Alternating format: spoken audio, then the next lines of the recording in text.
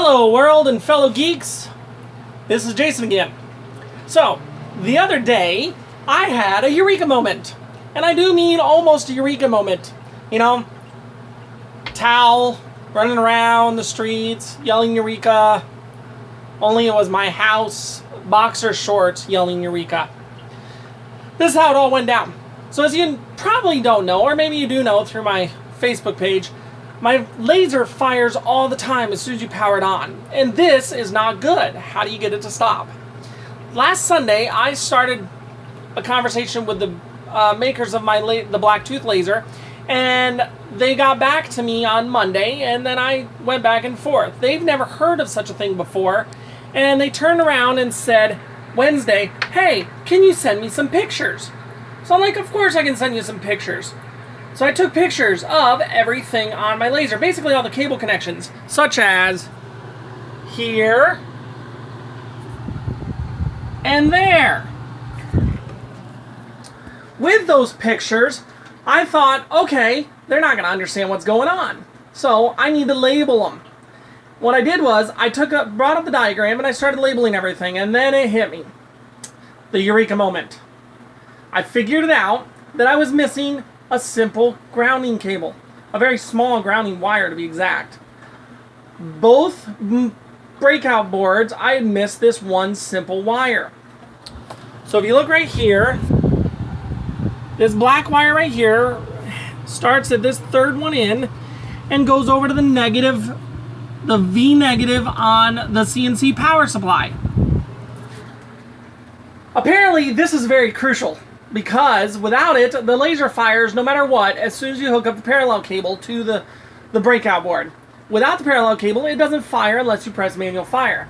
Now, of course, it took me a while to figure out that it was the parallel cable doing it, but it took me even longer to figure out that it was because of that one missing wire.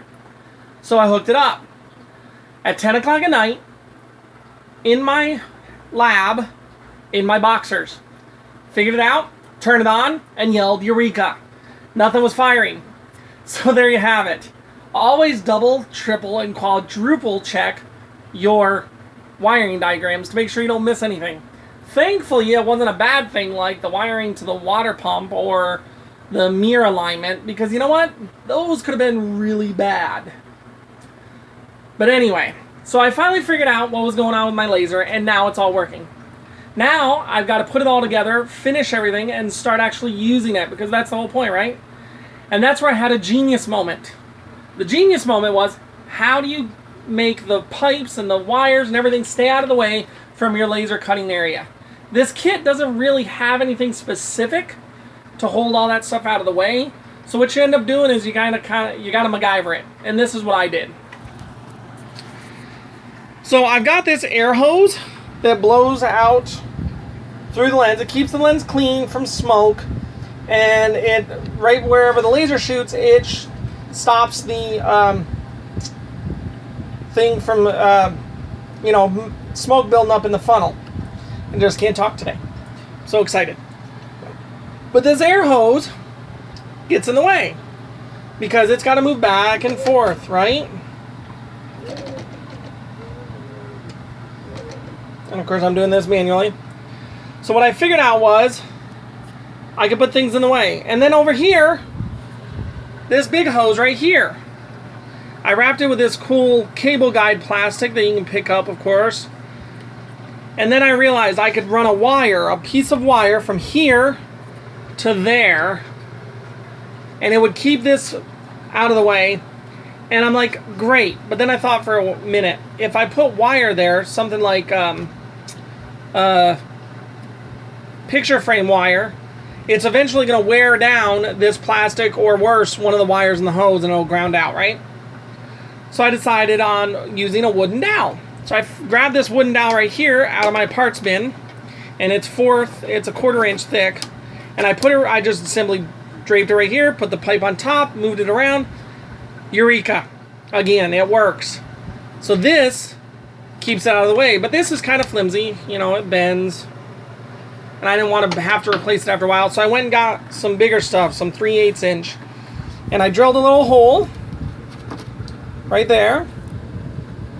And I drilled an even bigger hole right there, so if you can see it actually pops out. And you put it in there. And the reason why I did it that way is, what if I ever need to undo all this, right? And I thought, well, wait, that'll also work right here. And lo and behold, it does. So, if you watch closely to that pipe, it stays out of the way. I've had problems moving it manually or with the settings on the computer, and this got pinched right here on the guide rail. But this keeps everything out of the way. Now, I'll probably put a little dab of hot glue right in there to make sure it stays there. But for now, gravity does its job, and it just doesn't move. And this, I'm just going to leave like this. And it is everything out of the way. This will not affect this, and this will not affect over here. So it all works perfectly. So there you have it. A Eureka and a frickin' genius moment. You know how maker stuff goes. You got to figure it out, right? But that's how it goes. So see you next time, and everybody have a great one.